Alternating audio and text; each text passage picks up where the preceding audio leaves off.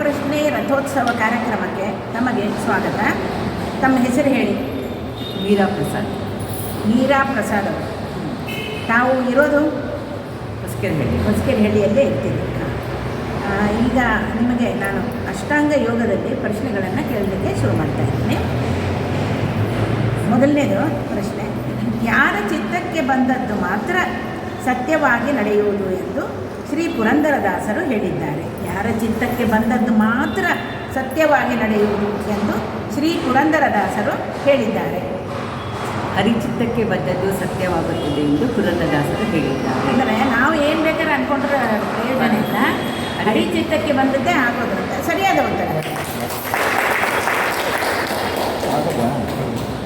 ಹರಿಚಿತ್ತ ಸತ್ಯ ನರ ಚಿತ್ತಕ್ಕೆ ಬಂದದ್ದು ಲವಲೇಶ ನಡೆಯದು.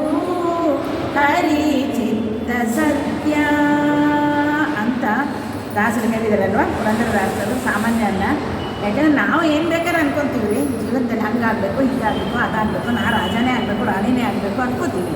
ಆಗಬೇಕಲ್ಲ, ಹರಿಚಿತ್ತ ಸತ್ಯ. ಓಕೆ, ನಿಮಗೆ ಎರಡನೇ ಪ್ರಶ್ನೆಗೆ ಬರ್ತಾ ಇದ್ದೀನಿ. ಶೌಚವೆಂದರೆ ಏನು? ಶೌಚವೆಂದರೆ ಏನು? ಶೌಚ ಅಂದರೆ ಬಾಹ್ಯ ಮತ್ತು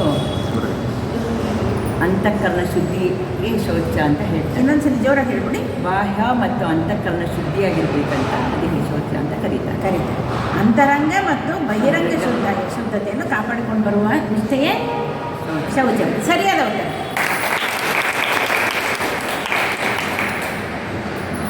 ಮೂರನೇ ಪ್ರಶ್ನೆಗೆ ಬರೋಣ. ನಮಗೆ ಮೂಲಾಧಾರದಲ್ಲಿ ಯಾವ ಭೂತ ತತ್ವದ ಚಿಂತನೆಯನ್ನು ಸಾಧಕನು ಮಾಡಬೇಕು? ಮೂಲಾಧಾರದಲ್ಲಿ ಯಾವ ಭೂತ ತತ್ವದ ಚಿಂತನೆಯನ್ನು ಸಾಧಕನು ಮಾಡಬೇಕು? ಮೂಲಾಧಾರ ತತ್ವದಲ್ಲಿ ಪೃಥ್ವಿಯ ಚಿಂತನೆಯನ್ನು ಮಾಡಬೇಕು. ಪೃಥ್ವಿಯಲ್ಲಿ ಭೂತ ತತ್ವದ ಚಿಂತನೆಯನ್ನು ಸಾಧಕರು ಮಾಡಬೇಕು. ಸರಿಯಾದ ಉತ್ತರ. ಮೂಲಾಧಾರದ ಪಂಚಕಮಲವು ಮೂಲಾಧಾರದ ಪಂಚಕಮಲವು ಚತುರ್ದಳ ನೋಡಲು ಅತಿ ಮಧುರ. ಅರಳಿಸು ನೀ ದಳದೊಳು ಚತುರ್ವೇದಗಳಾದ ಋಷನ ನಾರಾಯಣದಿ ರೂಪದಲ್ಲಿ ವಾಸುಕಿ ಮಲಗಿದ ಮೂಲದೊಳು ನೀಲ ಅನಿರುದ್ಧ ಇರುದಿಹನೋ. ಧ್ಯಾನಿಸು ನೀ ಮನ್ನಿಸು ನೀ, ಧ್ಯಾನಿಸು ನೀ ಮನ್ನಿಸು ನೀ. ಇಲ್ಲಿ ಮುಖ್ಯವಾಗಿ ಏನು ಹೇಳಿದರು? ಪೃಥ್ವೀಭೂತ ತತ್ವದ ಚಿಂತನೆಯನ್ನು ಸಾಧಕನು ಮಾಡಬೇಕಾದರೆ ಮೂಲಾಧಾರದಲ್ಲಿ ಮಾಡಬೇಕು. ಸರಿ ಉತ್ತರ. ಇನ್ನು ತಾವು ಏನು ತಮ್ಮ ಒಂದು ಸಾಧನೆ ಹವ್ಯಾಸ ಏನು? ನನ್ನ ಸಾಧನೆ ಅಂದರೆ ಮುಂಚೆ ಒಂದು ಸ್ಕೂಲಲ್ಲಿ ಟೀಚರ್ ಆಗಿದ್ದೆ. ಅದಾದಮೇಲೆ ಒಂದು ಈ ಥರ ಒಂದು ಸಂಘ ಸೇರಿಕೊಂಡು ಮಾಡ್ಕೋಬೇಕು ಅಂತ ಹೇಳಿ ಹೊಸಕೆರೆಹಳ್ಳಿ ಮಠದಲ್ಲಿ ಒಂದು ಸಂಘ ಆಗ್ತಾಯಿತ್ತು, ಚಂದ್ರಿಕಾ ಭಜನಾ ಮಂಡಳಿ ಅಂತ. ಅಲ್ಲಿಗೆ ಸೇರಿಕೊಂಡು ಅಲ್ಲೇ ಮುಂದುವರ್ಕೊಂಡು ಹಾಡುಗಳು ಹೇಳ್ಕೊಂಡು ನಮ್ಮ ಹರಿಕಥಾಂಸರ ಅದರಲ್ಲಿ ಕಾಲಹರಣ ಮಾಡ್ತಾ ಇದ್ದೀರಾ? ಓಕೆ, ಸತ್ಕಾಲಕ್ಷೇಪ. ಇನ್ನು ಮುಂದಿನ ಪ್ರಶ್ನೆ, ಕೊನೆಯ ಪ್ರಶ್ನೆಗೆ ಬರ್ತಾ ಇದ್ದೀನಿ. ಉತ್ಥಿತ ಹಸ್ತ ಪಾದಾಂಗುಷ್ಟಾಸನ ವಿವರಿಸಿರಿ. ಇನ್ನೊಂದ್ಸಲಿ ಕೇಳ್ತೀನಿ. ಉತ್ಥಿತ ಹಸ್ತ ಪಾದಾಂಗುಷ್ಟಾಸನವನ್ನು ವಿವರಿಸಿರಿ. ಎರಡು ಕಾಲುಗಳದ್ದು ಒಂದು ಮೊದಲಿದೇನು? ನಿಂತು ಮಾಡುವ ಆಸನ. ನಿಂತು ಮಾಡೋ ಆಸನ. ಆಸನಗಳಲ್ಲಿ ನಮಗೆ ಕಾಲು ಗಟ್ಟಿಗಿರಬೇಕಂತ ಈ ಆಸನನ ಇವತ್ತಿನ ಕಾಲದಲ್ಲಿ ಎಲ್ಲ ತುಂಬ ಮಾಡಬೇಕಂತ ಎಲ್ಲ ಹೇಳ್ತಾ ಇದ್ದಾರೆ. ಇದು ಎರಡು ಕಾಲ ಮೇಲೆತ್ತಿ ನಮ್ಮ ಕೈ ಬೆರಳುಗಳಿಂದ ಆ ಕಾಲನ್ನ ಗಟ್ಟಿಯಾಗಿ ಹಿಡ್ಕೋಬೇಕು. ಆ ಗಟ್ಟಿಯಾಗಿ ಹಿಡ್ಕೊಂಡಾಗ ನಮಗೆ ಎಷ್ಟು ಸುಮಾರು ಹೊತ್ತು ಅದು ನಾವು ಹಾಗೆ ನಿಂತ್ಕೊಂಡ್ರೆ ಸಾಧ್ಯ. ನಮ್ಮ ಕೈಲಿ ಎಷ್ಟು ಸಾಧ್ಯ ಆಗುತ್ತೋ ಅಷ್ಟು ನಾವು ಅಷ್ಟೊತ್ತು ನಿಂತ್ಕೋಬೇಕು. ಅದರಿಂದ ನಮಗೆ ಕಾಲು ಗಟ್ಟಿಯಾಗತ್ತೆ ಮತ್ತು ನಡೆಯೋಕ್ಕೆ ಮತ್ತು ಓಡಾಡೋಕ್ಕೆಲ್ಲ ಅನುಕೂಲ ಆಗುತ್ತೆ ಅಂತ ಈ ಆಸನವನ್ನು ಹೇಳ್ತೀವಿ. ಅಂದರೆ ಉತ್ಥಿತ ಹಸ್ತ ಪಾದಾಂಗುಷ್ಠಾಸನ ಅಂತ ಇದಕ್ಕೆ ಹೇಳಿದರಲ್ವ. ನಿಂತು ಮಾಡುವ ಆಸನ ಇದು. ಒಂದು ಕಾಲನ್ನು ಮೇಲೆ ಕೈ. ಮೇಲಕ್ಕೆ ಎತ್ತಬೇಕು ಅಂತ ಹೇಳ್ತಾರೆ. ಕಾಲಿನ ಬೆರಳುಗಳನ್ನು ಕೈಯ ಬೆರಳುಗಳಿಂದ ಹಿಡಿದುಕೊಳ್ಳುವ ಆಸನ. ಅಂದರೆ ಸ್ವಲ್ಪ ಇದು ಬ್ಯಾಲೆನ್ಸ್ ಮಾಡೋದು ಇದು ಮಾಡೋದು ಕಷ್ಟ. ಸಮತೋಲನದಲ್ಲಿ ಬಹಳ ಹೊತ್ತು ನಿಲ್ಲುವ ಹಾಗೂ ಬಹಳ ಹೊತ್ತು ನಡೆದಾಡುವ ಸ್ಥಿರತೆ ಬಂದೊದಗುವುದು. ಈ ಕಾಲು ಬಲಗೊಳ್ಳಲು. ಇಷ್ಟೆಲ್ಲ ಇದೆ ಇದರಲ್ಲಿ ಲಾಭ. ಸರಿಯಾದ ಉತ್ತರ.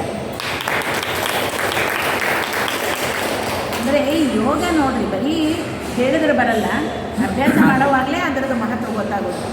ಎಷ್ಟು ಕಷ್ಟ ಅದು ಕಷ್ಟಪಟ್ಟು ಮಾಡಿದರೆ ಜೀವನ ಆರಾಮಾಗಿ ನಡೆಯುತ್ತೆ. ಅಂದ್ರೇನು, ನಾವು ಸರಾಗವಾಗಿ ನಡೆದು ನಿಂತು ಯೋಗಿಗಳು ಅದನ್ನೇ ಮಾಡಿಕೊಂಡು ಯೋಗಾಸನ ಅದೆಲ್ಲ ಮಾಡಿಕೊಂಡು ಯೋಗಿಗಳಾಗಿರೋದು.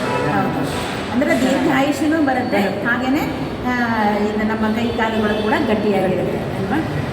ತುಂಬ ಸಂತೋಷ. ತಾವು ಬಂದು ಈ ಒಂದು ಅಷ್ಟಾಂಗ ಯೋಗದಲ್ಲಿ ಹೆಚ್ಚಿನ ಒಂದು ವಿವರಣೆ ಸಹಿತವಾಗಿ ನೀವು ಉತ್ತರವನ್ನು ಕೊಟ್ಟಿದ್ದೀರಿ. ತಮಗೆ ವಿದ್ಯಾಲಯ ಪರವಾಗಿ ಧನ್ಯವಾದಗಳು. ಮೂಲಾಧಾರ ಚಕ್ರ.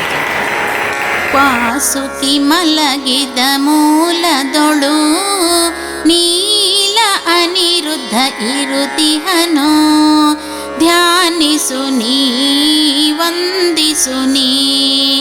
ವಾಸುಕಿ ಮಲಗಿದ ಮೂಲದೊಳು ನೀಲ ಅನಿರುದ್ಧ ಇರುತಿಹನೋ ಧ್ಯಾನಿಸು ನೀ ವಂದಿಸು ನೀ. ಮೂರುವರೆ ಸುತ್ತಿನ ವಾಸುಕಿಯಲ್ಲಿ ಮೂರುವರೆ ಸುತ್ತಿನ ವಾಸುಕಿಯಲ್ಲಿ ಕೆಳಮುಖ ಮಾಡಿ ಮಲಗಿಹನೋ ವಿಷಯ ಸುಖದಿ ಮುಖ್ಯವಾಯುವೆ ನಿನ್ನ ಕರುಣದಿ ಕುಂಡಲಿನಿ ಶಕ್ತಿಯ ಜಾಗರಿಸು. ಮುಖ್ಯವಾಯುವೆ ನಿನ್ನ ಕರುಣದಿ ಕುಂಡಲಿನಿ ಶಕ್ತಿಯ ಜಾಗರಿಸು.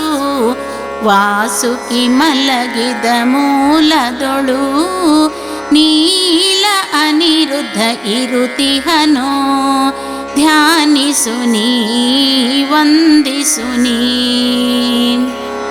ಮೂಲಾಧಾರದ ಪಂಚಕಮಲವು